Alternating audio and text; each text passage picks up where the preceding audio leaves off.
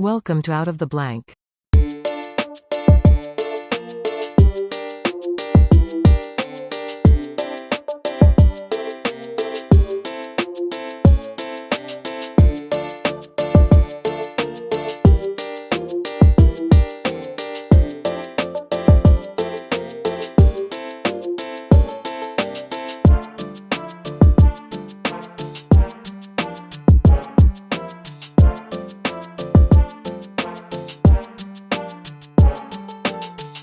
Welcome to another episode of Out of the Blank podcast. I'm here with Mr. Jones. It's a pleasure to have you on the show. Can you please introduce yourself to everyone out there listening? Yes, Robbie, thank you for the invite. Appreciate it. Glad to be here. My name is Barry Jones. I am a teacher, a high school history teacher. I've been teaching now for about 25 years. And about 25 years ago, I started getting interested in the JFK assassination, but not in the way that you might think. It came as a result of my students, really, and their questions. When it comes to the assassination, where do you particularly focus? Every researcher I've talked to has had a specific angle, either something that got them interested into doing it, whether hearing it from a friend or coming across another historical event, or they chose one aspect of the case that obviously maybe didn't have as much research into it compared to all the others. I know the medical evidence is usually what people go to, but there's so many things about the JFK assassination that are fascinating. Well, I started in the direction that probably most people do, and I'm looking at all the details and details and details. And the assassination just didn't make sense to me. I couldn't see the forest for the trees because there are so many details. And I think sometimes it kind of reminds me of that movie, Class Action, and where the prosecutor doesn't want to reveal the exculpatory evidence. So he has to divulge it to the defense. And so he backs up a semi-trailer full of documents to the defense. And somewhere hidden in that semi-trailer is one or two documents that he doesn't want the defense to find. And I feel that way sometimes when I'm looking into all the details of the JFK assassination. There are so many angles, as you said, and you can get lost in the details. So for me, I'm more of a 50,000 foot view guy. I like to see the big picture, and I want to see how it fits together and impacts history, how events, because history doesn't happen in a vacuum. There are things that lead up to, in this case, the JFK assassination, and then there are things that follow. And I know when I teach my history classes, my students, I start getting into details and their eyes glaze over and they miss it. So what I try to do is paint them a picture of what life would have been like if it hadn't happened, or what events made it happen, and what the result has been, and how is it relevant today? Because people think, 60 years ago, the JFK assassination, what relevance does it have to today? If you know the story, why it happened and how it happened, it has a tremendous relevance to what's going on today. I mean, most people bring up the example that in 1963 was basically a turning point, and you can track every single event, I would say, or every weird cover up scandal from that moment. And I think those are probably mostly people that believe it was the military industrial complex. I am on the fence still about that. That's where I hardcore believe, just because if you look at figures like Allen Dulles, you look at just corruption connections with the CIA and the mafia, but I definitely believe that they were part of the cover up. I mean, there are issues with just the assassination in general. If we talk about the Warren Commission, I mean, the investigation didn't do a great job, or what a normal investigation should be doing, especially one about the president. And it only having one suspect, Lee Harvey Oswald, it seemed like there was not really even a chance to look and see if there was this alleged patsy or this innocent angle. And I'm curious, what can you take me through, like maybe your first event or your first breakdown of something that you can easily just look at and be like, there's something wrong here. It's very, very crucial. We should look into this. Yeah, well, I got into this because I was teaching Watergate scandal, and I could never answer the question why. My students would ask me, well, why would Nixon do it? And so I started researching it, never dreaming it was going to lead me back to the JFK assassination. So if you know the details of the Watergate scandal and how it began, Nixon called it a third-rate burglary. And, it was a botched job, there's no question. And it wasn't actually the first attempt, it was the fourth attempt. And long story short, they got caught. And the White House went into immediate cover up mode. I mean, the burglars had White House phone numbers in their address books. They had $100 bills, new paper, sequenced bills. Uh, One of them had a walkie talkie, which means there's somebody outside the building acting as a lookout. They all got high priced lawyers before they'd made a phone call. Uh, I mean, it just goes on and on and on. There was and so the White House was immediately implicated. The address in the address book, there was a White House phone number to a man named E. Howard Hunt, who worked for the White House. And so Nixon came back from his Miami vacation to handle things, I guess, and immediately starts calling meetings and this and that. And one of the burglars, whose name was James McCord, it sort of broke open this whole thing when he was being one of the attorneys that was hired to represent him was F. Lee Bailey. F. Lee Bailey was probably the prominent criminal attorney, at least for the rich and famous at that time, and he was based out of Washington D.C. and he had on his in his firm a man named Daniel P. Sheehan. And Daniel P. Sheehan had been recruited by Bailey to come in and help with this Watergate case. And so his job was to monitor the hearings, to monitor everything that was going on. And unbeknownst to Daniel P. Sheehan, when he takes the case, he knows he's got a famous client. He has no idea that F. Lee Bailey's firm also represents one other client, whose name is Santos Trafficante. Santos Trafficante is a big fish. You're talking about one of the preeminent mob bosses down in Florida at the time. And he also finds, that's one of the nuggets that he finds out. Another nugget that he finds out is that F. Lee Bailey, the man he's working for, is a CIA attorney. Now that's off the books. He's what they call an Index 4 attorney. And what that means, there's 4 attorneys in Washington on an index that are on call anytime to represent a CIA operative caught operating domestically. Because as we know, they were not allowed to operate domestically. That would be illegal. That's what I said. And then I had Nigel West, who wrote about the intelligence agencies he studied for so long. He's like, oh, that's just a common myth. I'm like, it's in their handbook. I'm like, it's a myth that's written down. Yeah, it's in their charter, and they're not supposed. Now, an interesting comment that you made earlier about 63 being a kind of a line of demarcation. I think up until 63, the CIA primarily did work for overseas. But that's why the JFK assassination is so pivotal, so important, because they got away with a domestic operation, and they have been operating domestically ever since.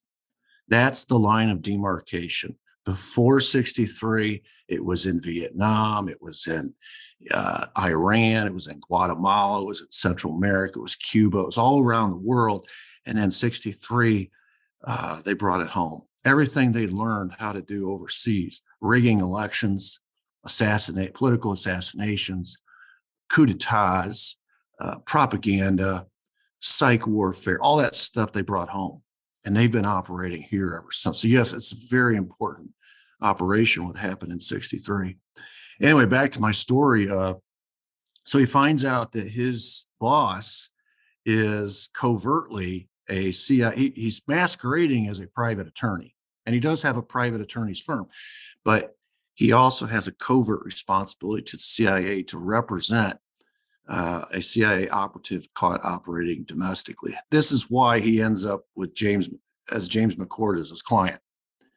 And so in the process of trying to learn about James McCord's activities, why Nixon would order a break-in into Watergate, et cetera, F. Lee Bailey sits down with Santos Trafficante to get the real story. And Santos Trafficante, it's important to know, felt at liberty to talk to F. Lee Bailey. And he did so often because he knew that Bailey was a CIA attorney.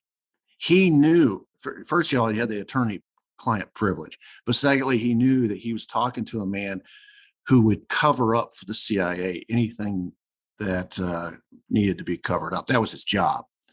So the story I'm fixing to tell you is straight from Santos Trafficante through Daniel P. Sheehan and the F. Lee Bailey law firm. It's not a story that a lot of people know, but it really puts the pieces of the puzzle together and goes right back to the JFK assassination. And more importantly for me at the time, it answered the question why. And so if you're interested, I'll tell you the story. Okay. Well, Santos Trafficante, it goes back to 1947, the National Security Act is passed, and it creates the CIA, it creates the National Security, NSA, it creates the NSC, the National Security Council.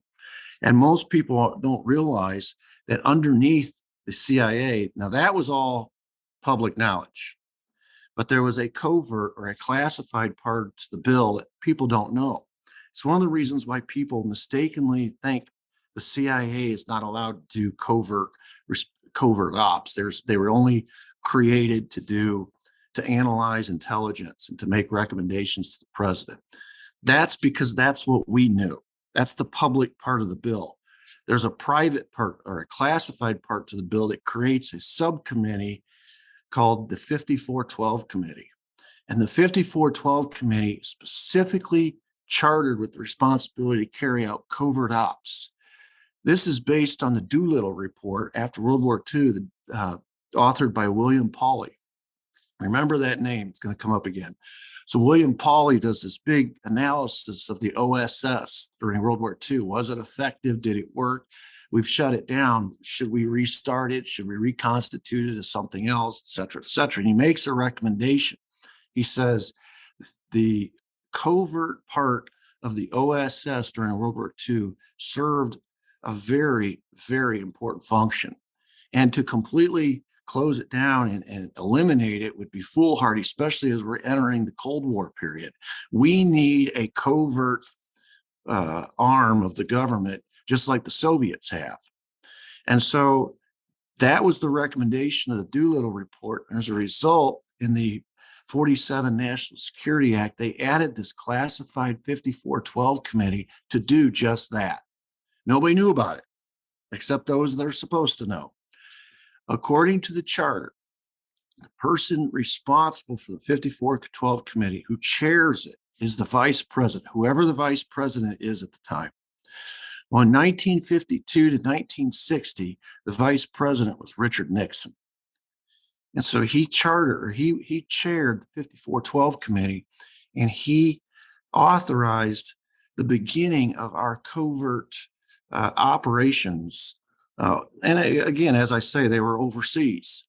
But in 1953, Operation Ajax in Iran, where we overthrew the Shah and installed our guy. In 1954, it was in Guatemala, PB Success, another overthrow.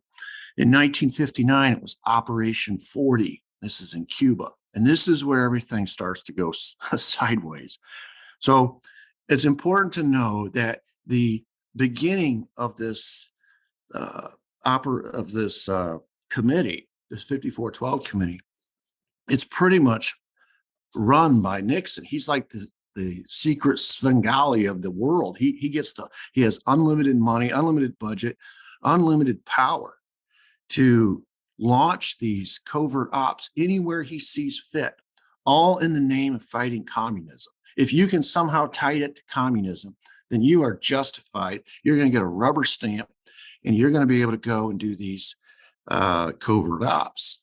So this is, and included in that were times where we killed people, where we authorized assassinations of people. If you look in 1956 in the Dominican Republic, we took out Galindez. It's what they call extraordinary rendition. We don't necessarily take him out, but we set him up so that to be taken out. We were protecting him, and then we removed the protection. We took out his pilot because we were afraid he was going to spill the beans on what we had done with Glendez. Uh, and so that's the background to as we approach the 60 election. And of course, Nixon's running for president. And everyone's assuming that he's going to win the presidency. He's got the experience. He's served 8 years under a popular president. Times are good in America. We do have this communist threat, but he's a certified hardliner against communists. He's not soft. He's a cold warrior. He's running against a guy who has very little experience, and the Kennedy name is not going to work for him in the South, in a lot of places. And there was this sense of entitlement with the Kennedys and things. And his daddy had gotten himself in some hot water in World War II with his Nazi sympathizing, et cetera, et cetera. Anyway, the assumption was by most people that Nixon was going to win in 60. After the Michigan primary, when when Rockefeller dropped out, Nixon was the presumptive nominee. And Operation 40, which had been launched in 59 as an attempt to get Castro out of Cuba, was not working fast enough for Nixon. It was mainly crop burnings, it was burning bridges, it was sabotage, it was things of that nature. If they could take out Castro, great, but it wasn't happening quick enough. What he wanted was a magic bullet, so to speak. He wanted something that would happen quick before the election that he could take credit for. Everybody wanted Castro gone. Okay, this wasn't like a Democrat Republican thing. Everybody wanted him gone. He was a threat in our hemisphere, 90 miles off the coast of Florida. So he makes a phone call. This is after he becomes the presumptive nominee. So he knows he's going to be, he's the Republican pick. He picks up the phone and he calls as chair of the 5412 committee, a buddy of his. His name is Howard Hughes.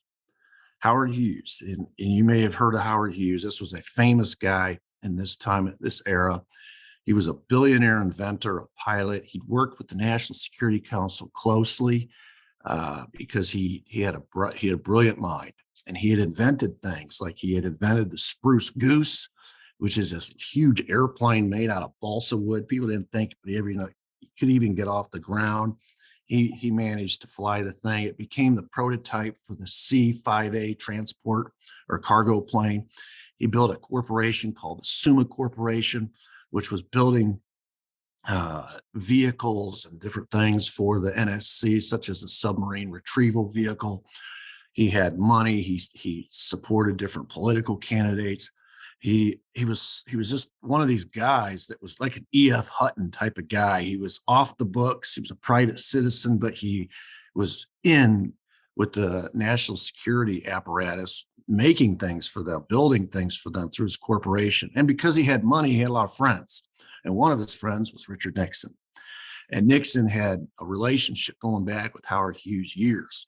He'd gotten a $250,000 loan from Howard Hughes earlier for his brother. They were on a first name basis. He could pick up the phone and Howard Hughes would answer the phone. So he calls Howard Hughes and he says, I got a project and it's got to be off the books, but I want you to handle it for me. You have all the connections. He says, I want you to set up a secret assassination team to take out Castro. Operation 40 is not working quick enough. I want this all consummated before the election. And they go into all the details. Well, Howard Hughes calls his attorney in. His name is Bob Mayhew. And he tells Bob Mayhew, he says, the presumptive president, the next president has asked me to create this assassination team. I'm putting you in charge. Do it. Bob Mayhew makes a call to Johnny Rosselli. Johnny Rosselli is the Sam Giancana liaison from Chicago. Sam Giancana is the Chicago boss, to the Sands Hotel and to the Desert Inn. These are the two mob hotels controlled by Sam Giancana. And his man out there to keep an eye on things is Johnny Rosselli. And so they know they're going to need these are going to be off the books assassins. And so the mob's going to be involved. The CIA, this is not the first time the CIA or the government has contracted with mob to try to kill somebody or to carry out an operation. As you'll learn, Operation 40 was basically all made up of mob hitmen and mafia strong people. That was the mob and the CIA back in those days were like two heads of the same coin. It was very incestual. They used each other for different things. So Johnny Rosselli says, well, I like the idea, but we're going to have another meeting on this because I've got to get the approval of my boss. I can't make a decision on my own. So they set up a meeting with Sam Giancana, with Bob Mayhew, with Johnny Rosselli. And Giancana says, well, that sounds like a good idea. He says, but you're talking about Cuba. I don't, that's not my territory. My territory is here in Chicago. Santos Traficante's territory is Cuba, Florida, all that area. We're going to have to get Santos Traficante's approval. So off they go down to Miami to have a meeting at the Fontainebleau Hotel. And it's Santos Traficante, it's Bob Mayhew, it's Johnny Rosselli, it's Sam Giancana. And they discuss everything that Nixon discussed with Howard Hughes. Santos Traficante's not stupid. He says, I don't want to make a decision about this or sign off on this until I know for sure that Nixon is behind this. I'm not going to get hung out to dry on this. So they communicate back to Nixon. Nixon sends to the next meeting at the same hotel, the Fontainebleau, his rep. His name is Sheffield Edwards. Sheffield Edwards is the chief of security for the CIA. This is Nixon's guy. I'm sending you Sheffield Edwards. His presence there at the meeting is confirmation that the vice president, the chair of the 5412 committee, and the presumptive president of the United States is signing off on this operation. I want an assassination team. So Santos Traficante has what he needs, and they began putting together this assassination team. Now, what Santos Traficante does smartly is he recruits to this assassination team all the same people that the CIA had recruited earlier to build Operation 40. When Operation 40 was created, they went to Santos Traficante, says, give me all your Cubans down there in Miami, the guys who speak Cuban, the guys who look Cuban, the guys who have experienced freedom fighting, the guys who have motive to want to overthrow Castro. We are going to train them and we're going to make them into a little army. This is, by the way, the beginning of the Bay of Pigs deal. And so Traficante, who controls all of that down there, sent him his best men, and they created Operation 40. But they're his guys. But now they're working for the CIA, meaning they're getting paid by the CIA. They work for the CIA. They're basically on loan from Santos Traficante. So now he's building this assassination team, and he says, if I go put independent contractors, such as it were, on this assassination team, I could get hung out to dry when it goes bad, if it goes bad. And these things oftentimes do go bad. So he says, I'm going to recruit the same people back, my guys, from Operation 40. These are CIA employees now. They're sanctioned by the CIA. And the CIA, if this goes south, if it goes bad, can't hang me out to dry because these are their people now. And so to cover himself, to cover the mafia, Santos Traficante recruits Operation 40 hitmen. These are freedom fighters, basically, and puts together this assassination team. It's 15 guys. He even went so far as to tell F. Lee Bailey the names of these 15 guys. And I won't name them for you. There's 12 Cuban names, but there are 3 names at the end of the list that are extremely important. One of them is Bernard Barker. Another one is Eugenio Martinez. And the other one is Virgilio Gonzalez. These 3, if you fast forward to 72 in the Watergate burglary, were arrested as Watergate burglars. All right. 10 years later. But these are 3 added to the other 12 that make up this new assassination team. And now they go about setting up the 5 bases where they're going to be trained. So the 5 bases, and you've probably heard about this, I'm sure, because it comes up all the time when you're talking about Lee Harvey Oswald down in New Orleans, places like that. But they spread them out among 5 bases. The first base was on Swan Island, which is on the east coast of Florida. And the second base is in the Everglades. Its CIA liaison, the one in charge of the Everglades, was E. Howard Hunt. That name will sound familiar as well. Another base was in No Name Key, which is down in the Florida Keys, and its CIA liaison is Frank Sturgis, another Watergate burglar. The 2 on Lake Pontchartrain, one was on the north end, the other was on the south end. On the north end is where you hear of Lee Harvey Oswald, Guy Bannister, Clay Shaw, David Ferry, David Atlee Phillips. These are all folks involved in the training of these Operation 40/assassination team members. And they're blending. These are Operation 40 bases. And so what they're doing is they're hiding these 3 assassins at each base, 5 bases total, instant amongst the regular Operation 40 folks. So it's a way to blend them and not attract attention. The training base, every month, these 3 men from each base, 15 total, would be picked up by an Operation 40 pilot in a private plane. And that pilot's name was Tosh Plumley. His name's going to come up again. And off they would go in this plane out to Fort, it's hard to say this name, but Huachaca, Arizona. Fort Huachaca, Arizona. It's an Army base. It's a military intelligence base. These 15 men would disembark the plane. They would sign in as government employees, and then they would disappear. That plane would take them from Arizona across the border into Mexico, down to a ranch in Oaxaca, Mexico. This ranch was owned by Clint Murchison Jr. Clint Murchison's, he had ranches all over the Southwest, but this ranch was in such an out-of-the-way location. It was a way to hide people. And here is where all the training took place. They called it the Triangular Fire Team. They were training with high-powered weapons to hit a moving target from distance. Some of this should start to ring a bell as these puzzle pieces come together. And so they're training down there, and they're being trained by 2 CIA officers. These are not Cuban freedom fighters here. These are CIA. So the whole operation, first of all, is sanctioned at the very top by Nixon. And then all the way through, it's being run as an official Operation 5412, an offshoot of Operation 40, which is CIA sanctioned.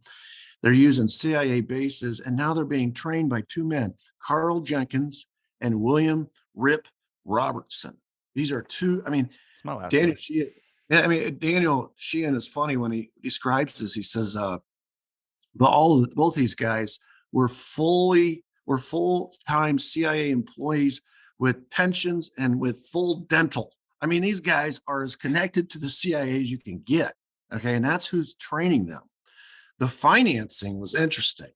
The skim off those 2 Las Vegas casinos, the Desert Inn and the Sands Hotel, they would take a skim off those 2 hotels, put the cash money in suitcases, throw them in the trunks of fancy new Cadillacs, and drive from Las Vegas through New Orleans down to Miami. They would deposit the cash in the Miami National Bank, which was owned by Meyer Lansky. From there, it would be laundered. The money would go to Geneva, Switzerland, to the International Credit Bank, and then it would be wired from there to the Banco Internacional in Mexico City, into an account managed by an attorney in Mexico City named Manuel Igario. And then from that bank account, it would be paid out to these assassination team members and to pay for all the logistics, et cetera, et cetera. But all the money came from Las Vegas and got laundered through Miami, Geneva, Switzerland, eventually to Mexico City. Now, why this is important is because when Watergate busts open in 72, Nixon loses his mind, and there's tapes to prove it. In meetings in the subsequent days, right after the break-in, he finds out that the FBI has found a check in Bernard Barker's pocket. It is actually a jacket pocket. When he was arrested, he had two things. Unfortunately for Bernard Barker, he had two things on his possession. He had an address book with E. Howard Hunt's name in it, White House phone number, and he had a check from the Banco Internacional down in Mexico City. And the FBI was wanting to go investigate this. Now, really, it was just one man in the FBI, and his name was Mark Felt. Mark Felt came to be known as Deep Throat. He was the source for Woodward and Bernstein. He kept telling them, follow the money, follow the money, follow the money. He was the deputy director. The head director, Pat Gray, was sort of a figurehead. J. Edgar Hoover had just died a couple months earlier, and so they quick put Pat Gray in. Pat Gray really didn't know what was going on. He was not a lifelong FBI guy. He was a figurehead. He was a placeholder. They were waiting to put in a permanent guy. So the guy who was really running the FBI was Mark Felt, the deputy. He'd been there forever. And he thought that check was important. And he wanted to fly down to Mexico City and investigate that check. Until that check was revealed to the White House that they were going to go investigate this, Nixon was pretty cool. But when he found out about that check and he found out about the name of the bank on that check, he lost his mind.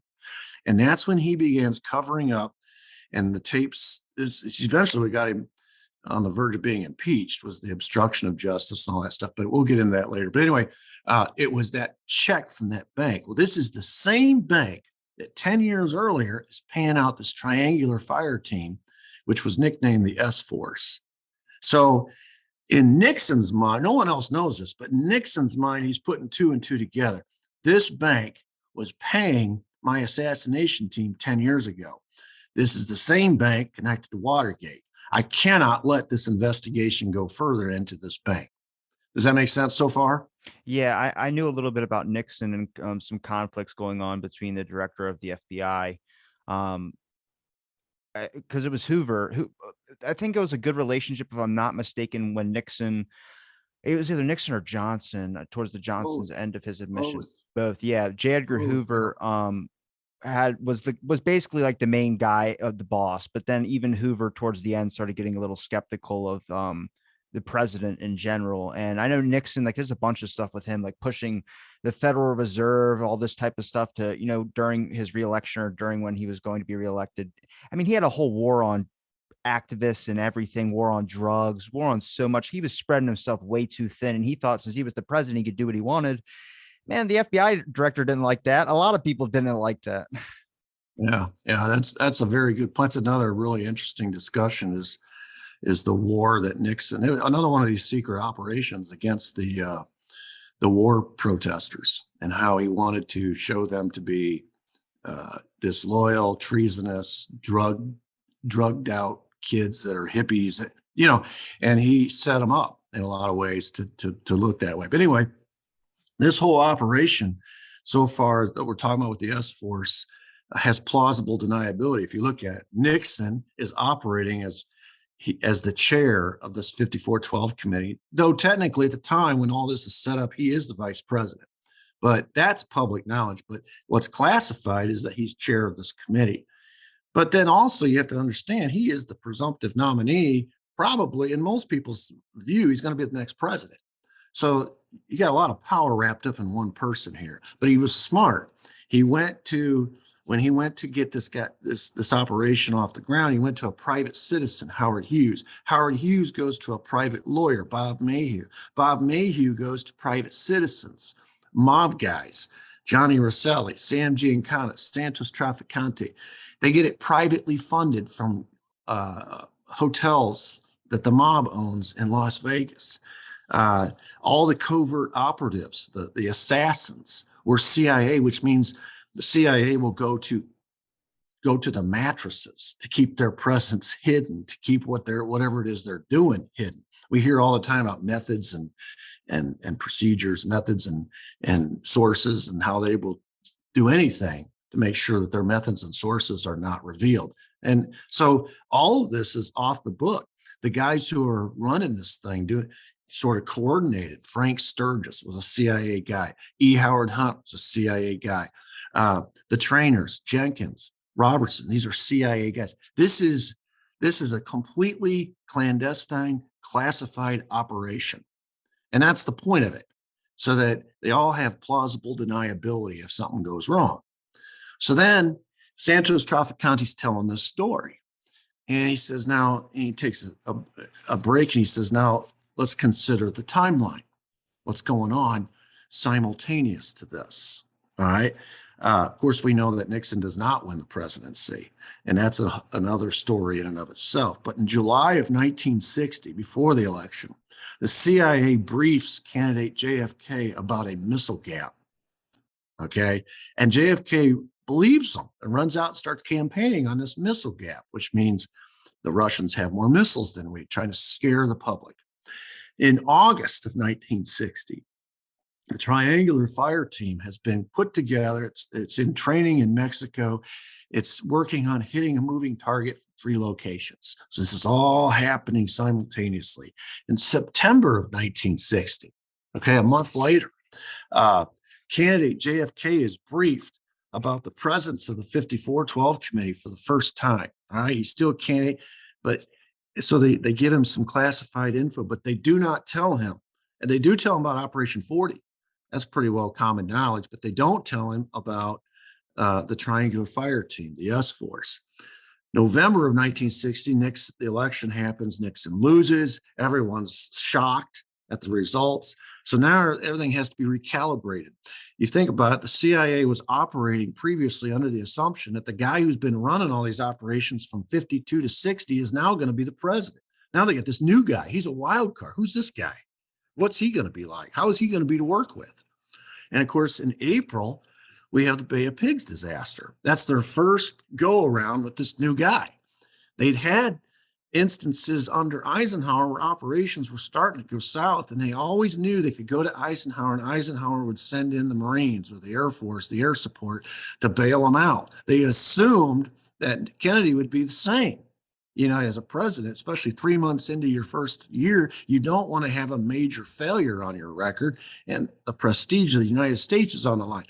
Kennedy holds firm, as we all know, does not order the air support. The Bay of Pigs operation goes belly up. It's a disaster. And of course, he takes all the blame publicly. That's a respectable thing as a president to do, to take the blame for absolutely. He something like does the honorable thing. He falls on his sword publicly, but privately he declares war on the CIA. I'm going to scatter it into 1,000 pieces and dust it to the wind. Yeah, I know. Yes. Well, and that's what he said. But then if you look at what he did, he really did make war on the CIA.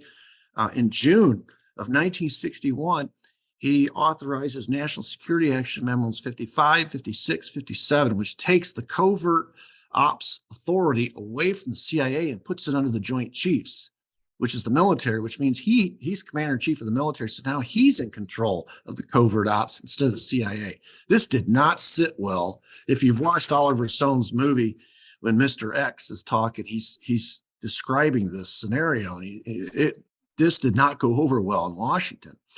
In June of 61, he flies to Vienna to have a summit with Khrushchev. This is his first time to go head-to-head leader of our Cold War enemy, and Khrushchev absolutely destroys him. In fact, Kennedy, in a quote later, says, "He just beat the living hell out of me." And of course, those in the know realize that Kennedy, or at least it appears at that moment, that Kennedy is not up to being a Cold War adversary of Khrushchev. Khrushchev made mincemeat of him.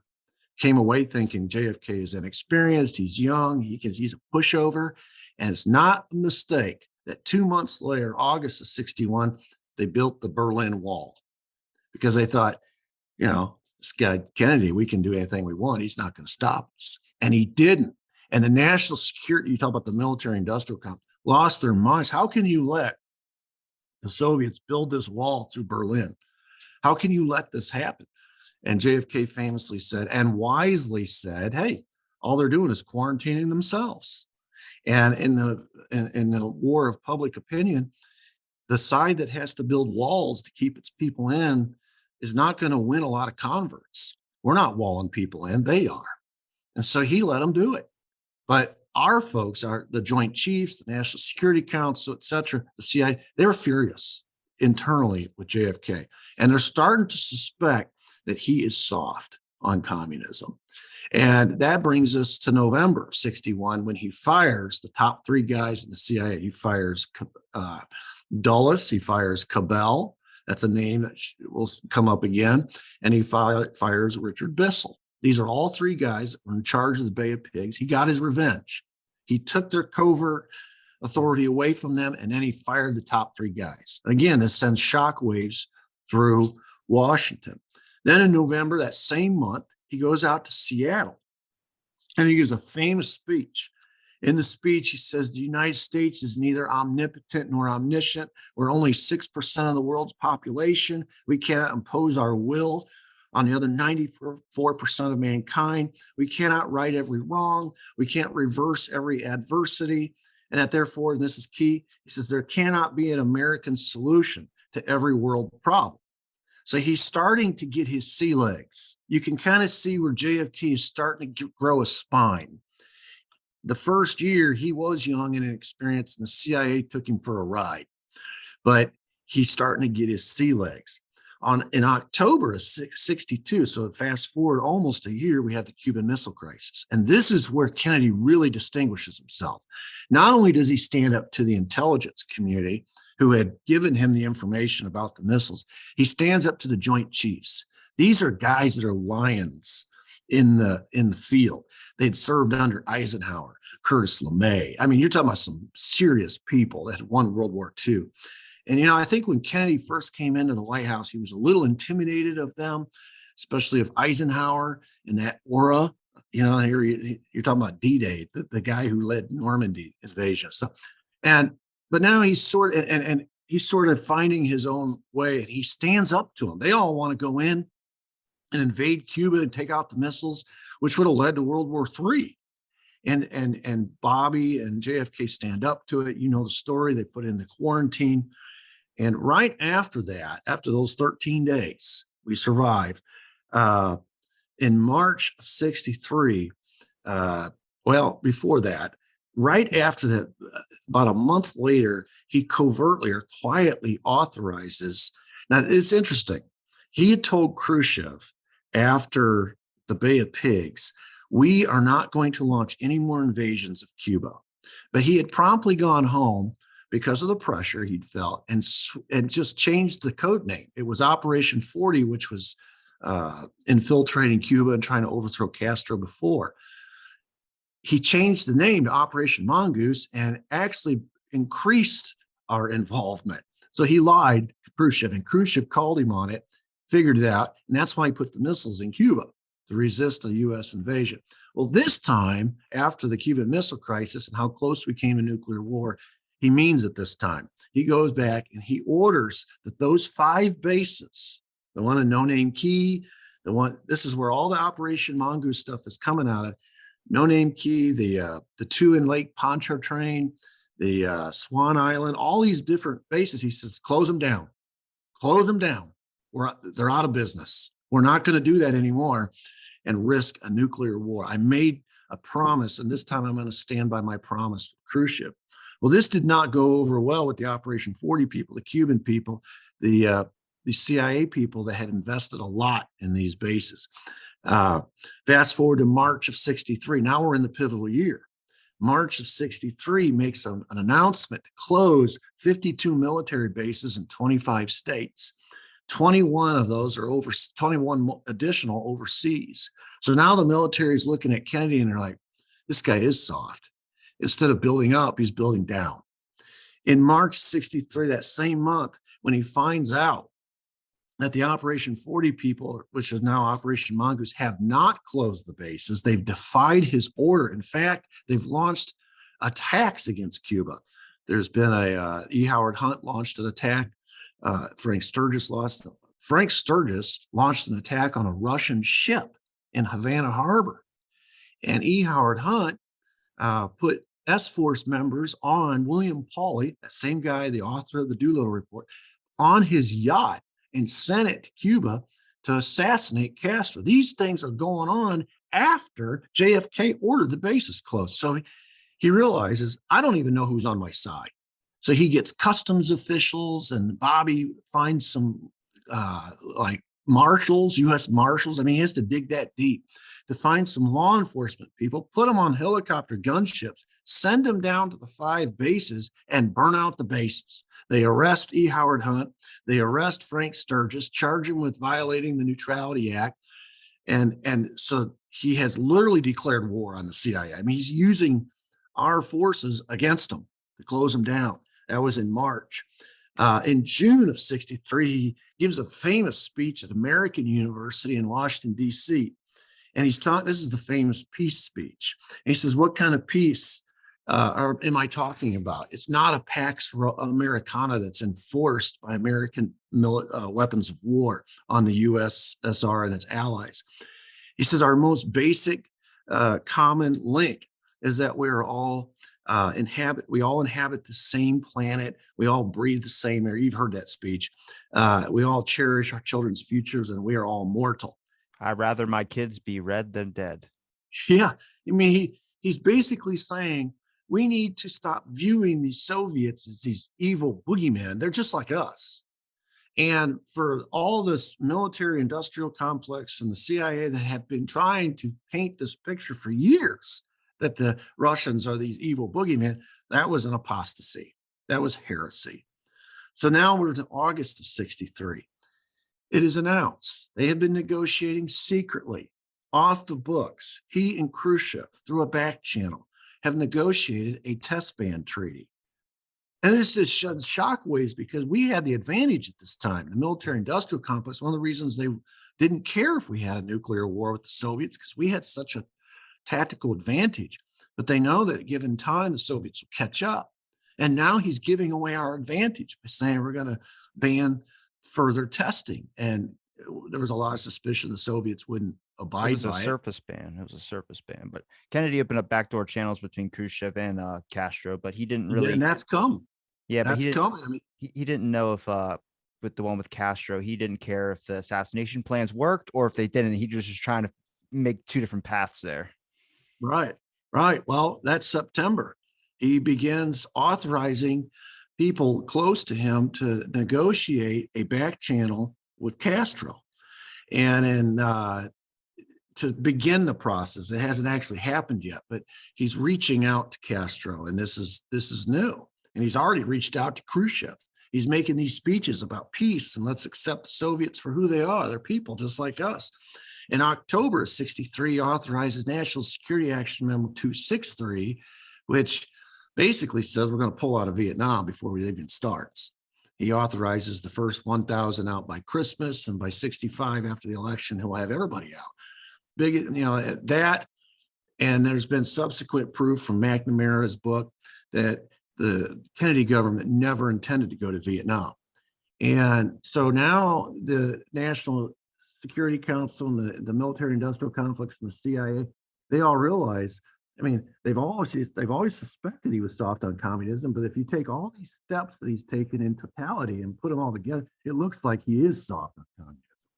And so November, there's 2 prominent assassinations, and it's really tied closely to that National Security Memo 263 when they realized we're not going to Vietnam. The policy in Vietnam was always going to be a problem because the American people did not support Diem. In fact, the Vietnamese people didn't support Diem. There's pictures of monks immolating themselves in the streets in Saigon. It's okay. So the Vietnamese people had turned on Diem, and there's all kinds of images of monks immolating themselves in the streets of Saigon in protest of Diem's government. That's the Rage Against the Machine cover album where the guy lit himself on fire. Yeah. Well, the American people saw that and they realized, why are we going to go fight for this government that its own people, his own people don't support him. So DM had become a problem. He was our guy, but he'd become a problem. So on November 2, 1963, the CIA assassinates or makes its extraordinary rendition. They provide the opportunity for DM to be overthrown and assassinated. People don't realize that. That takes out problem number one. Now that he can be replaced by somebody who the Vietnamese people will support, ergo the American people will support. So that happens on November 2. On that same day, JFK is supposed to go to Chicago. And there's a tip, anonymous tip. Actually, it wasn't anonymous. Somebody named Lee phones in a tip that there is an assassination team waiting to take him out on his motorcade. I mean, exact same scenario as Dallas. The the Chicago office of the FBI gets involved, and long story short, DC, the White House cancels the trip. But that happened on the exact same day. That Chicago trip was supposed to happen over November. So you think about the ramifications of that. If that had worked, the two guys would have been assassinated on the same day. Pretty phenomenal to think about.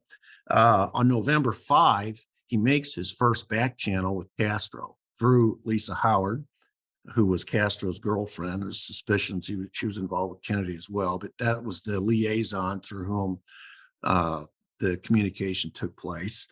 And the reason the CIA knew this was happening is because they had bugged Lisa Howard's apartment and the phone. They knew everything that she was doing. So that was common knowledge inside. That was November 5. On November 16th, you can kind of watch as the JFK gets stalked. On November 16, he goes down to Palm Beach for vacation.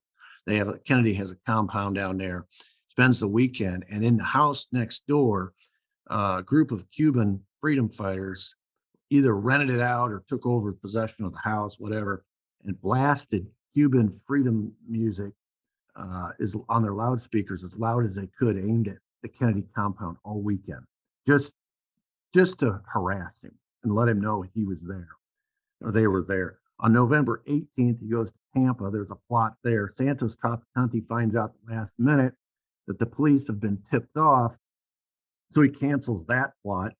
And then on the 22nd, he goes to Dallas, and you know what happens. The same day that he is assassinated in Dallas, the CIA has delivered a poison pen to their contact in Cuba to take out Castro. Now, this is one of the 643 attempts. It's 800. It's 843. But yeah, dude, the explosive cigars, poison cigars. Yeah. So that's the timeline of, and according to Santos Trafficante, direct quote, he says, these are the reasons the S-Force guys end up killing the president. They switched their target. They had trained to take out Castro. And somewhere in this timeline, they switched their target and they brought it home. And instead of it being a foreign operation, it was a domestic operation. It was a hit by the S-Force. Now, according to Santos Trafficante, it was the S-Force taking matters into their own hands. I don't agree with that part. I think the CIA there's ample evidence to show that the CIA was in charge of this whole thing, but they used the S-Force. Of course, the S-Force was under the authority of the CIA. So it's impossible for me to argue or to understand how you could make the difference there. So now fast forward to 1972.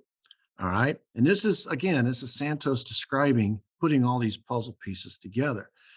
The DNC did something in May of 72. This is an election year that really spooked Nixon. They hired Lawrence O'Brien to be the DNC chair. Now, Lawrence O'Brien had been for years Howard Hughes' DC lobbyist. And Nixon knew he'd met with Lawrence O'Brien 100 times to talk. Hey, send a message to Howard, send a message to Howard. So he knew very well that Lawrence O'Brien knew all the secrets that Howard Hughes had. And one of those secrets was this S-Force, this assassination team. And he was afraid that, or paranoid maybe, that Lawrence O'Brien, in his capacity now, and as in his political capacity now as the DNC chief, was going to use that information against Nixon, publicly reveal the presence of this assassination team that Nixon authorized back in 60 against him in the campaign. And of course, Nixon knows that if there is any investigation of this S force, any of the names come out, there's any investigation, it's not going to be hard to prove that they were involved in the JFK assassination. Indirectly, Nixon was involved. So this is scandalous information. And Nixon is paranoid that Lawrence O'Brien knows it and is going to reveal it in, an October surprise or whatever. So he orders the break-in of the Watergate hotel to not steal anything, but to plant bugging devices and to go through files and look for any information that O'Brien might have about the S force and about Nixon, anything incriminating. They went in once, twice, three times. The bug wasn't working. The fourth time when they got caught was the famous Watergate break-in. And James McCord had been sent in this fourth time because he was a bugging specialist. And he's the guy that's supposed to fix the bugs so that they can listen in and find out what the DNC knows. And of course, they get caught. And James, the phone number of E. Howard Hunt, the sequenced $100 bills in fresh paper, the walkie-talkie, also the check in the pocket that goes back to the bank. All this stuff comes out as they're going through the arraignment process, et cetera, et cetera. And F. Lee Bailey's firm gets hired to represent James McCord. Well, James McCord starts getting these offers from F. Lee Bailey and his attorneys saying, hey, if you'll stay quiet, you will get a presidential pardon from Nixon. And James McCord is suspicious that his attorneys are not working on his behalf, but they're working on the White House's behalf or the CIA's behalf. So he writes a famous letter to Judge Sirica. And in this letter, he basically spells out the plumbers. He writes, he gives names, dates, details. He says this was all ordered by Nixon. This goes back to Daniel Ellsberg and the Pentagon Papers, which incidentally, this attorney, Daniel P. Sheehan, before he worked for F. Lee Bailey, he worked at a law firm in New York City, and his biggest case was working on the Pentagon Papers. He'd read all 47 volumes of it. He'd seen the evidence that the CIA had launched an operation in Vietnam called the Phoenix Project, where they killed 20,000 unarmed citizens. William Colby. Yeah. So he knew all this. So when Santos Trafficante is telling the story and James McCord is writing this to Judge Sirica, it all rings true. It's all puzzle pieces coming true. Meanwhile, they're looking for E. Howard Hunt because they've got this phone number and the walkie-talkie. They've also got a room key. Same guy, Bernard Barker, has a room key in another pocket to a Howard Johnson motel across the street from the Watergate. They go to the room and there's E. Howard Hunt with the other walkie-talkie. He's the lookout guy with G. Gordon Liddy. Coincidence. It's a coincidence. So they arrest them. So you got these 5 burglars. You got G. Gordon Liddy. You got E. Howard Hunt. Frank Sturgis is one of the burglars.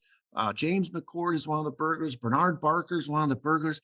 And Nixon knows all these people. They all go back to the same people he put that were involved in the S force 10 years earlier. And so he's scared to death. They're going to look into the backgrounds of these people. They're going to look into this check in this bank account down in Mexico City. And it's all going to, and interestingly, it sort of worked to his advantage, though. The political climate in DC was such that they wanted to get Nixon. And they saw, I say they, I mean the Washington Post, Woodward and Bernstein, the Watergate committees, they saw blood in the water. This looked like a political corruption story. And so they're following the money to the point where it incriminates Nixon for the Watergate scandal. They find that the committee to reelect has paid for all these operations and stuff. And so that's as far as they go. If they had gone any further, it would have been more than a political corruption story. It would have been a political assassination story, but they stopped. Now there's there's a lot of suspicion that Woodward and Bernstein didn't go any further because their boss, Ben Bradley, was a CIA asset for many years, and he ordered them to stop. We don't know that, but there's suspicion that that is true. But we get into the tapes. The tapes get revealed, and on June 21st, 1972, this is 4 days after the burglary. He meets with John Dean, the White House counsel, and he basically, this is the famous meeting where there's that 18.5 minute gap in the tape. And everybody's always wondering what was in that 18.5 minutes. And when they asked John Dean, the Watergate committee, what was in that 18.5 minutes, he said, I don't remember. But when John Dean got in legal jeopardy himself and had to hire his own lawyer, he didn't realize his own lawyer was being bugged by the FBI, and they have a tape as he tells his own lawyer everything that Nixon told him in that 18.5 minutes. And what he told him is what Nixon told him about this story about Santos Trafficante and the S-Force. And it was such explosive information. Nixon was telling his lawyer, John Dean, this is why we got to stop this. We got to stop this. We got to cut it off now because this goes back to something way bigger than Watergate. Everybody thinks Watergate's the big deal. This is nothing. Okay, so we got to stop this. And that's what's in the famous 18.5 minute gap. 2 days later, on another tape, we hear another meeting between him and Bob Haldeman. And Haldeman comes in. He says, I got some bad news, Mr. President. Pat Gray over the FBI wants to investigate this check. He's being pressured by Mark Felt. They want to go down to Mexico City and look into this check. And he says he wants to know, is this going to be a problem for the White House? And Nixon says, there's a long pause in the tape. And Nixon says, if this gets out, this is a direct quote right off the tape. If this gets out, it would make the CIA look bad. And it's likely to blow the whole Bay of Pigs thing, which I think would be very bad for both the CIA and the country. Now, this leads me to my second question that I could never answer with my students. The first question is, why would Nixon do the burglary? Okay, we've answered that. He's looking for information that Lawrence O'Brien has. The second question was, what did Nixon mean by making the CIA look bad? This looks like a White House operation. Why would the CIA? And the third question is the Bay of Pigs. What's the Bay of Pigs got to do with any of this? What code is he using here? He goes on, and further on in the tape, he says, this Hunt guy, talking about E. Howard Hunt, is the key. He's the lever. He will uncover a lot of things. You open that scab, there's a hell of a lot of things. This is Nixon talking. So that's the next question. Okay. Hunt was arrested for Watergate, so you can make the assumption he's a bad guy, but he's making it sound like he's a much worse guy. What else is there about Hunt underneath that scab that Nixon knows that the rest of us don't know? Then in the meeting to discuss Mark Felt and his desire to follow the money, they decide, this check that was found in Bernard Barker's pocket, this is the exact same bank. Nixon knows this, but Haldeman doesn't know it. John Dean doesn't. Dean knows it now, but Haldeman doesn't know it. So Haldeman is ordered by Nixon to go get John Ehrlichman. He says, go get John Ehrlichman, go to the CIA, talk to Dick Helms, the director, talk to Vern Walters, the assistant director, and tell them, and this is another direct quote, tell them, quote, the CIA, that's what he's talking about, if they, the FBI, open that scab, talking about the check, there's a hell of a lot of things that will come out. Tell them it will be very detrimental to all of us if this goes any further. In fact, he says, if you allow this investigation of this particular bank account in Mexico City to get pushed further south of the border, that's another question, further south of the border. So that means there's something else past Mexico City. It could trespass on some, quote, very sensitive covert projects. And since you have these 5 men already under arrest, you ought to let it taper off at that. If they don't stop this, all the Mexico stuff about the Bay of Pigs guys will come out. This is on the tapes. The Watergate hearings, they're listening to this. Sam Ervin, Senator Sam Ervin, the chair of the Senate Watergate Committee, is listening to this. He has Haldeman in, they subpoena Haldeman, and they said, they want to know, what does all this mean? Because on the tape, Haldeman asks Nixon, well, are they going to know what this means? If we go and we tell the CIA people this, are they going to know what this means? Because we don't know what this means. And Nixon says, oh, yeah, they'll know what that means. So at this point in the Watergate hearing, Senator Sam Ervin stops. He looks up at Haldeman famously. This is an open hearing.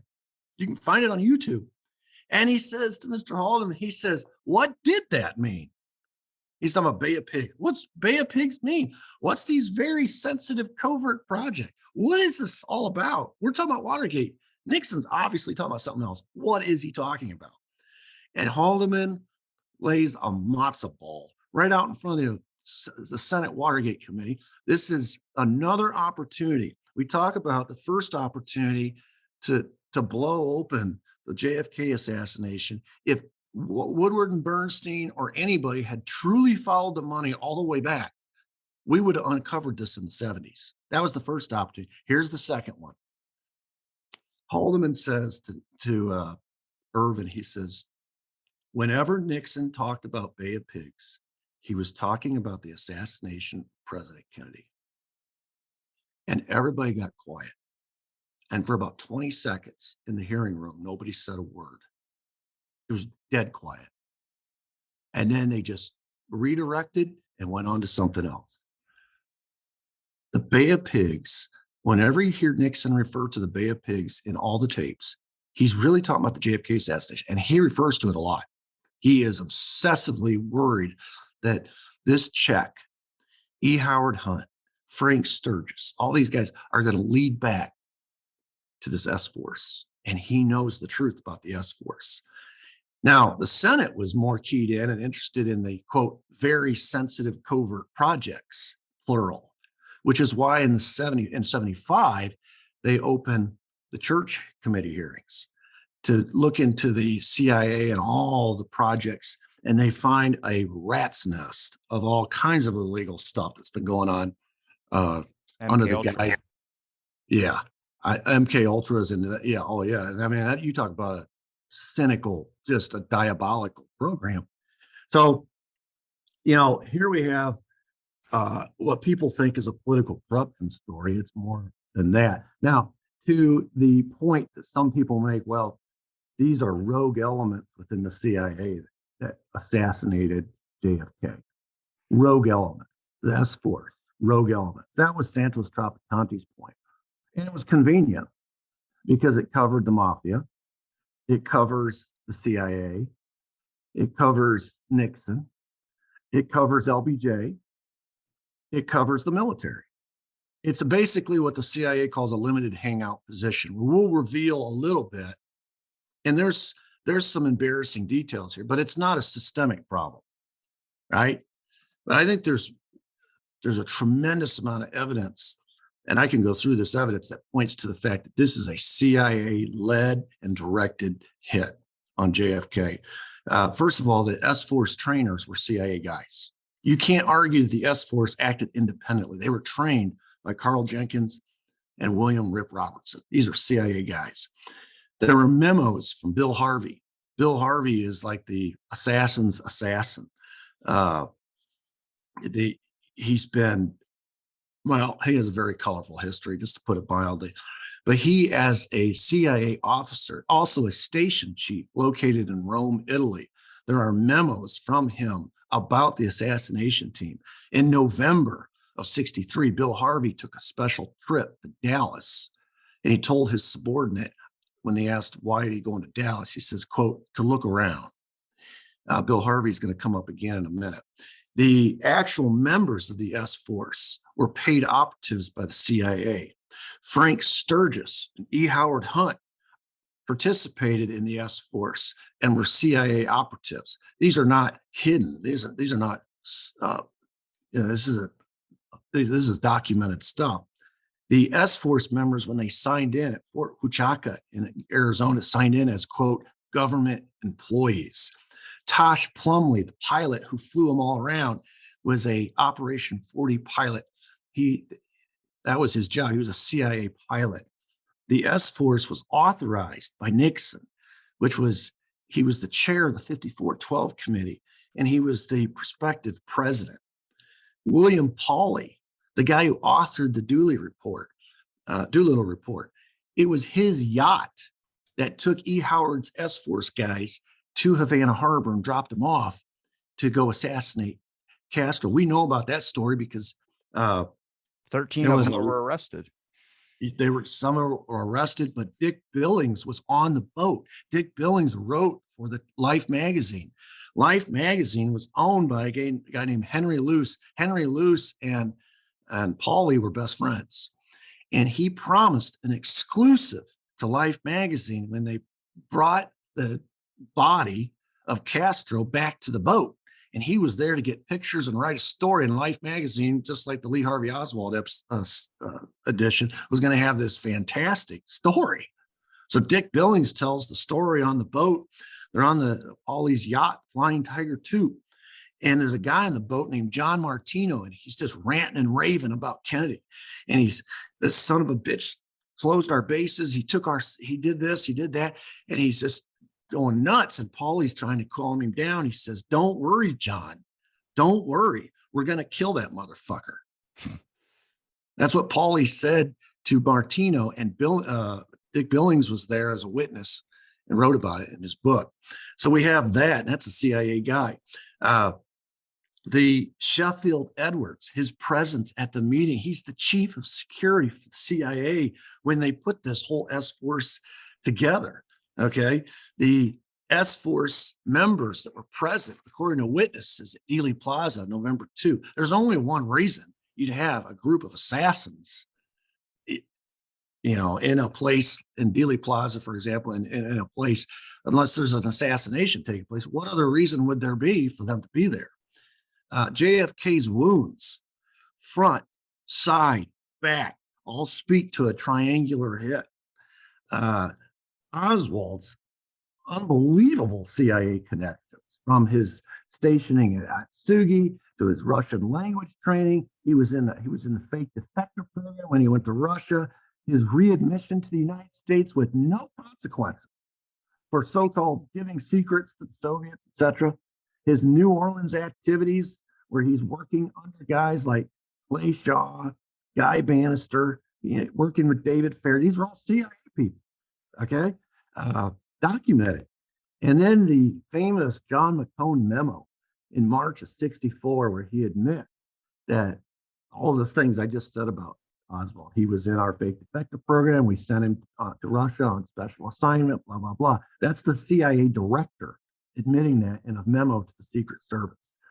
And then you look at the manufactured evidence the CIA did, trying to put Oswald in Mexico City weeks before the assassination. That was all concocted by the station chief, David Atlee Phillips. It wasn't true, but it was an incriminating piece of evidence that was sold to the American people. Here's this guy, the assassin, alleged, visiting the Russian embassy, the Cuban embassy, trying to provide a meeting with this guy who's an assassination expert, Kostakov, in Russia, and trying to arrange flight or an escape route after.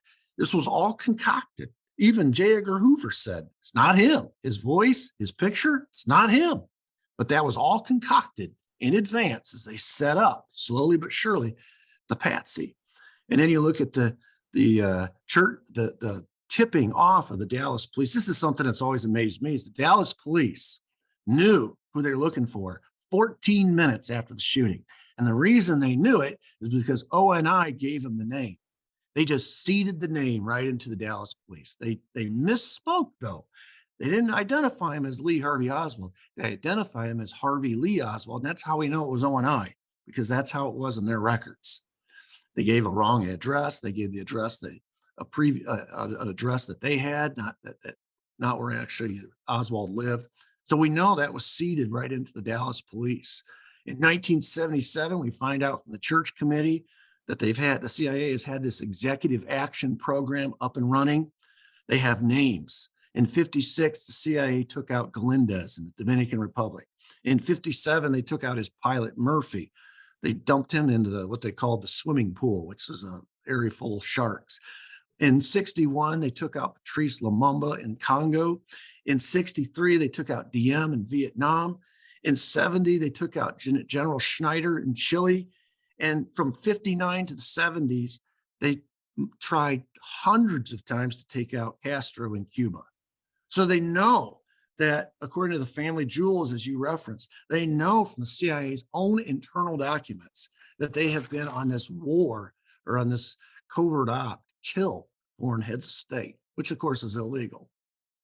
The four names of S-Force members that were spotted in Dealey Plaza that day, according to witnesses: Luis Posada Carriles, Guillermo Nova Sample, Orlando Bosch, and Frank Sturgis, who, when he was apprehended later, was a self-confessed. He had bragged about it. He admitted it. He says, I was a CIA assassin. These are S-Force members in Dallas, in Dealey Plaza on November 2nd. Not only were they there, Johnny Rosselli was in Dallas on that day. He was flown there by Tosh Plumley, who was also there. Now, you remember, Rosselli is one of the original S-Force organizers. I mean, he was there at the beginning. Tosh Plumley was the pilot. He flew in a lot of these assassins. He flew in Rosselli. E. Howard Hunt was there. He admitted. Now, there was a lot of question about E. Howard Hunt. He denied it for years until his deathbed. And on his deathbed, he made a confession to his son. It's recorded. There's transcripts. Slathering LSD on a driver's side steering wheel and hoping they would steer into traffic. That it doesn't even matter if you're doing that, but if you're talking like that, that's members of your CIA that are thinking like that. I know. Well, he admitted, and he even drew, there's a famous drawing where he drew a flow chart of how the JFK plot worked. And he admitted on his deathbed that he was recruited as a bench warmer for the big event, which is what he was calling the JFK assassination. A bench warmer means that he is a ready and willing substitute if needed. So he was there. Richard Nixon was there. A lot of people don't realize this. He was at the Baker Hotel. There was a bottling convention. He was representing Pepsi Cola. There was a big article in the paper the next morning, the Dallas Morning News, where he predicted LBJ was going to be dumped off the 64 ticket. And then, of course, I told you about Bill Harvey. Bill Harvey was the Rome station chief. He'd been in Dallas that month to look around. According to an investigator looked into Bill Harvey, the best you can say about Bill Harvey is, quote, he was too young to have assassinated McKinley and Lincoln. This guy was involved in every hit of all those extraordinary rendition, that list of names I gave you, up to and including JFK. Now, the best evidence, though, is from Marita Lorenz, because this is evidence that was under oath in a trial, and this gets lost. There was a Miami meeting. This is corroboration of E. Howard Hunt's deathbed confession. This is corroboration of the CIA's involvement. Her name was Marita Lorenz, and there was a trial where Liberty Lobby owned a newspaper.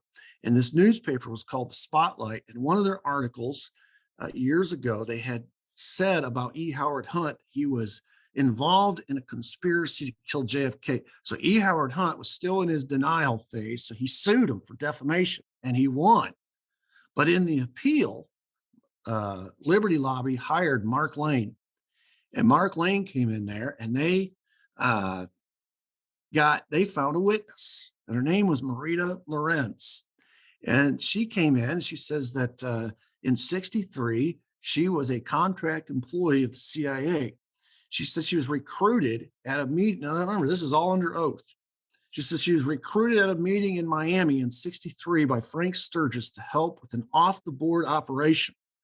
Now, according to E. Howard Hunt, he was recruited into this operation in a Miami meeting in 63. And at that meeting, he said, it was me, it was Frank Sturgis, it was David Morales. We were all recruited by Bill Harvey, who was also going to hire the actual shooters.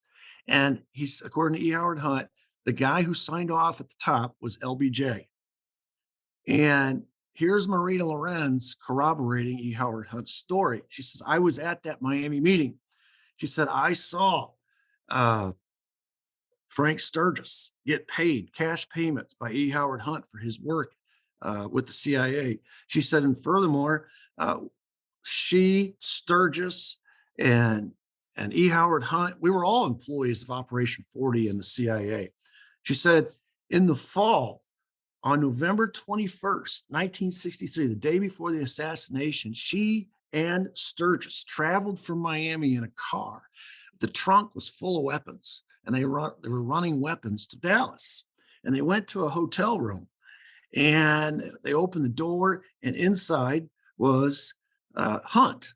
So it's Maria Lorenz and Sturgis in the car. They're running these guns. They get to the hotel. They open the door, and there's Hunt. Hunt pays cash money to Sturgis for the weapons. While they were there was a knock on the door, and the door opens, and it's Jack Ruby. And so she realizes at this point, this is her testimony in court. She says, quote, "I knew this was different from the other jobs. This was not just gun running. This was big, very big. And I wanted to get out. I told Sturgis I wanted to leave. He said it was a very big operation, but that my part was not dangerous. I was to be a decoy. Before he could go further, I said, please let me get out. I wanted to go back to my baby in Miami. Finally, he agreed and drove me to the airport."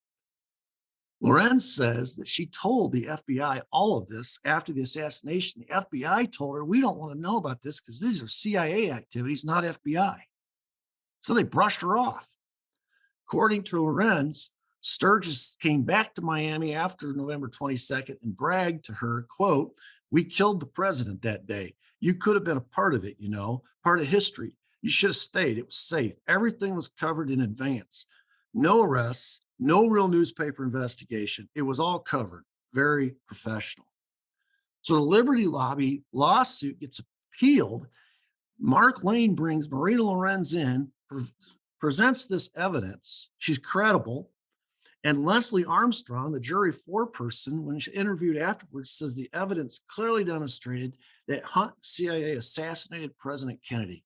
This is one of the only court proceedings that we have of the JFK assassination. Now it's a civil suit.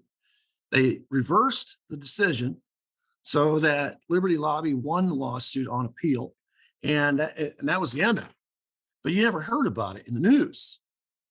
So it's interesting to me that if you take these two situations, I got into this through the back door, as I said, through Watergate. That was the gateway drug for me, right? That got me involved in the JFK assassination. It got me hooked. Both operations, and that's how you know they're operations, because they both have a cleanup man.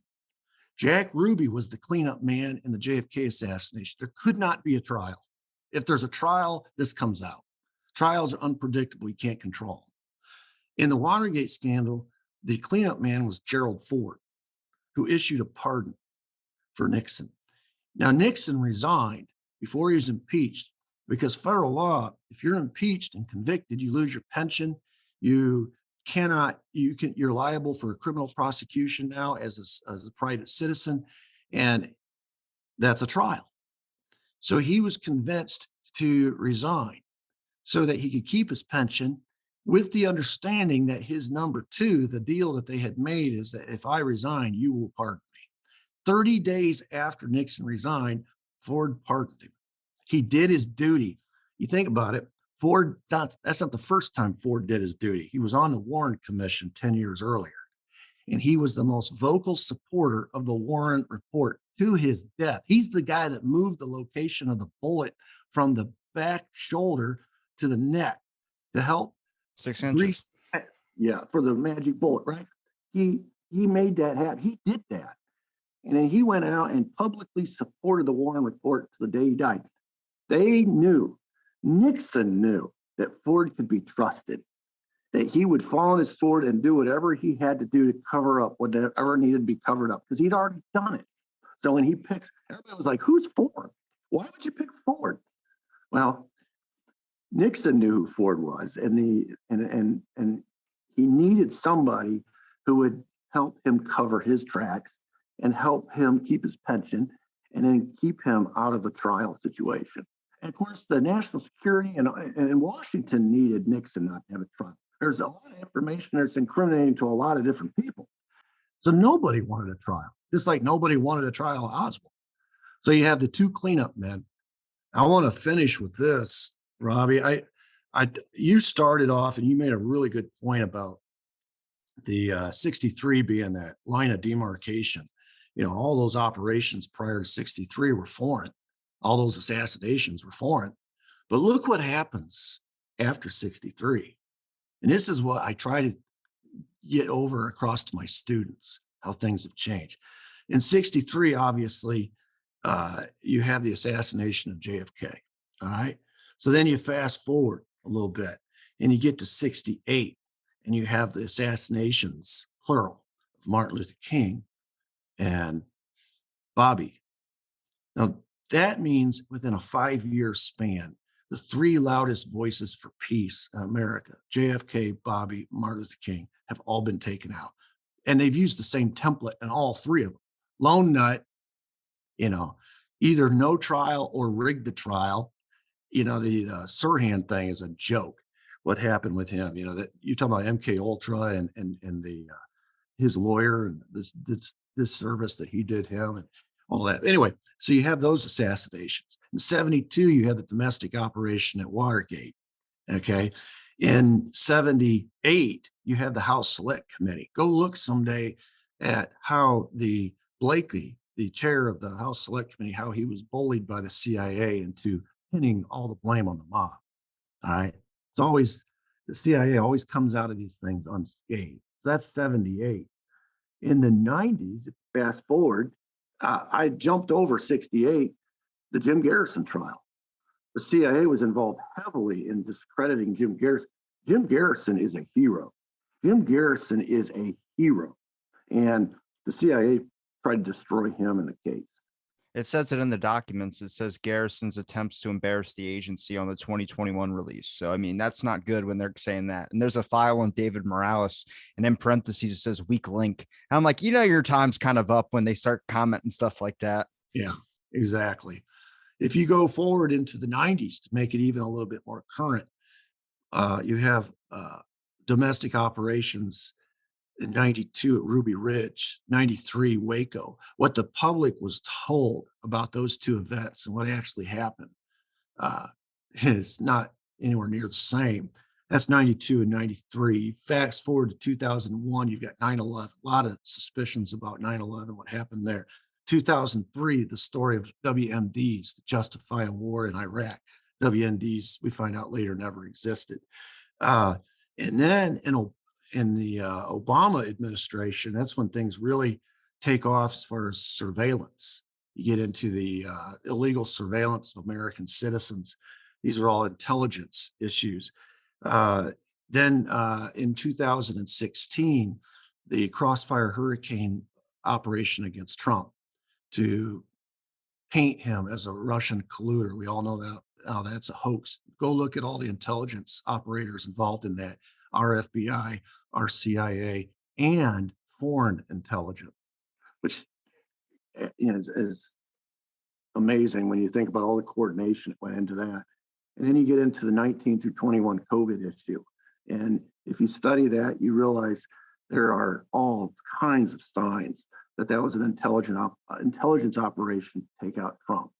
And now, as recent as 2020, and you think about these operations, one of the most obvious ones was rigging elections.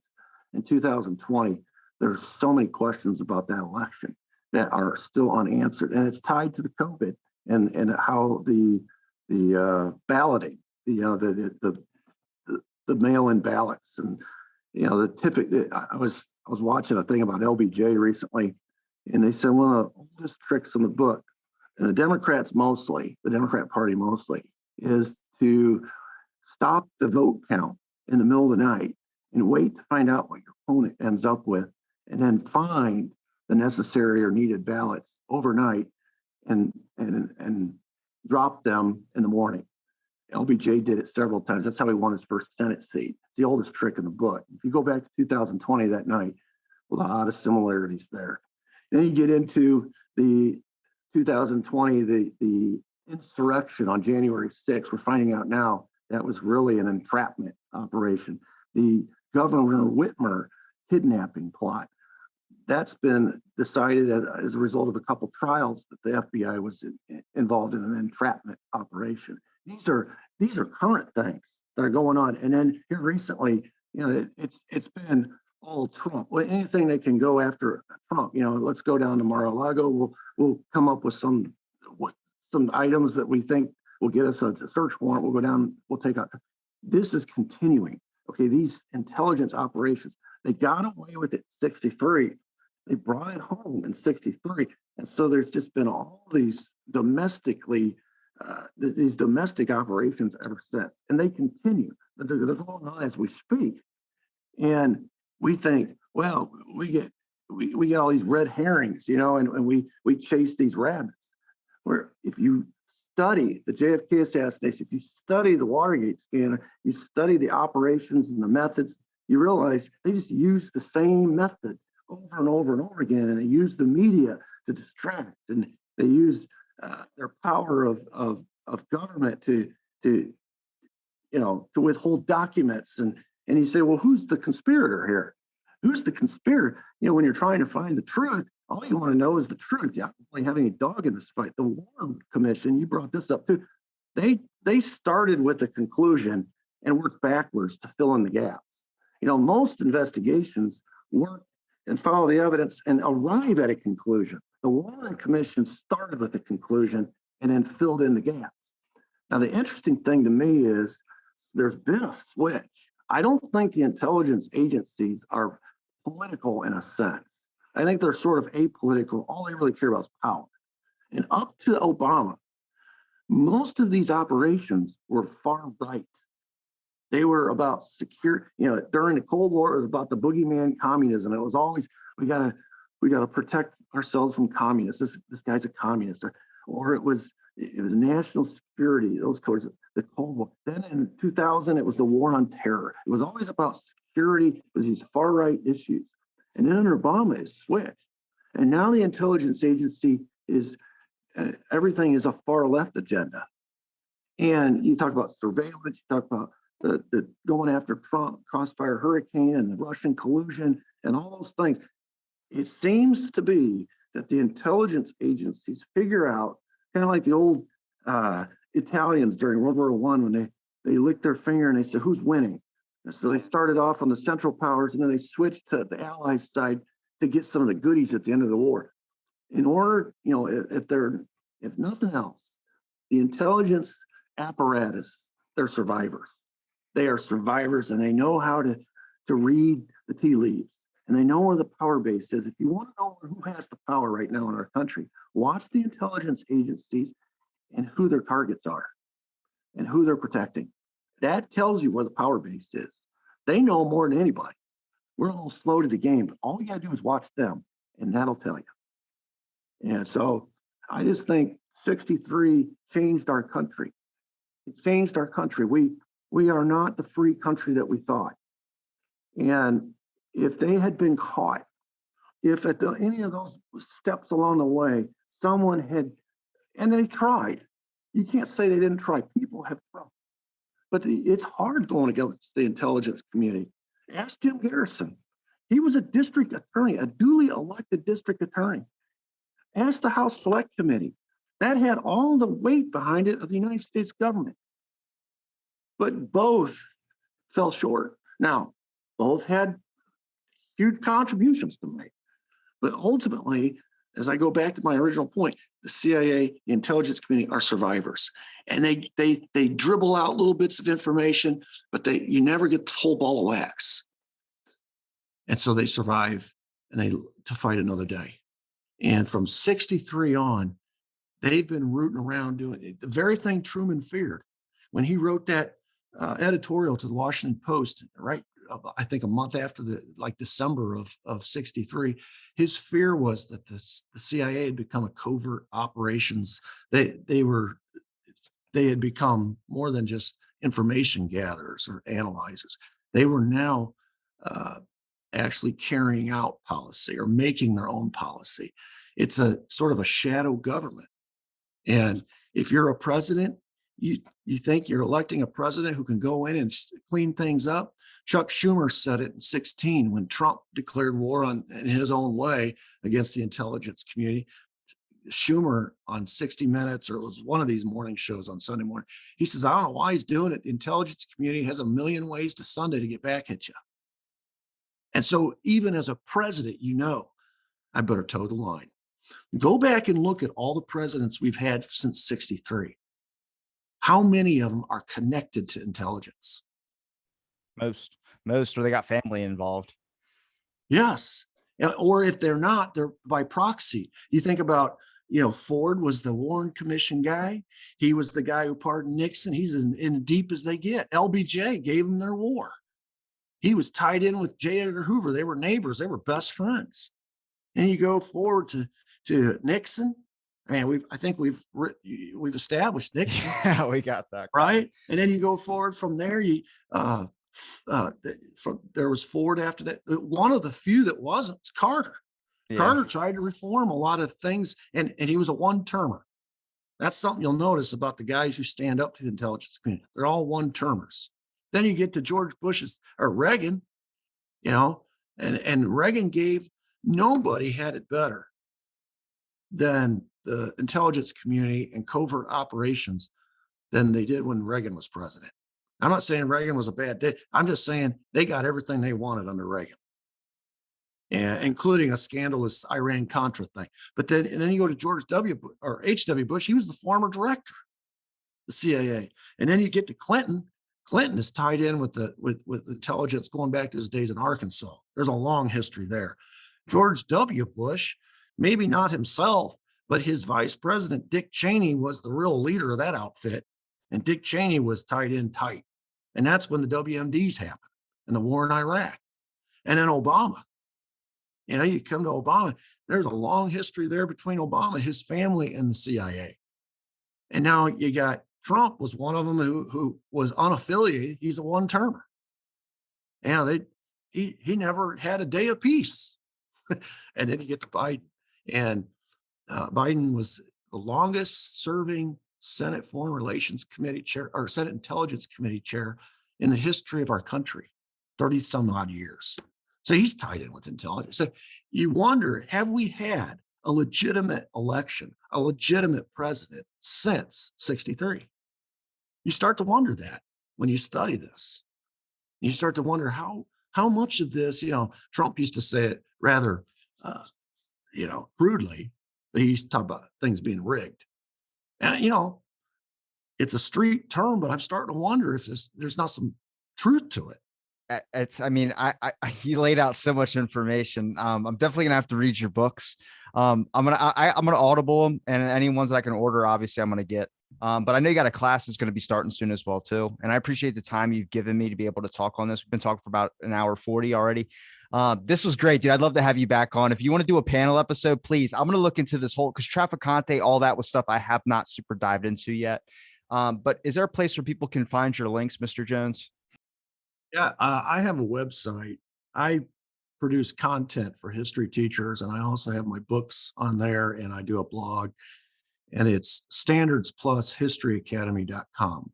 I'll send you the link, and you can include it if you want, but it's called standardsplushistoryacademy.com. And of course, my books are on Amazon as well. If you just search my name. And I'm going to link it all in the description. Mr. Jones, it's been a pleasure chatting with you, and thanks for listening to this episode.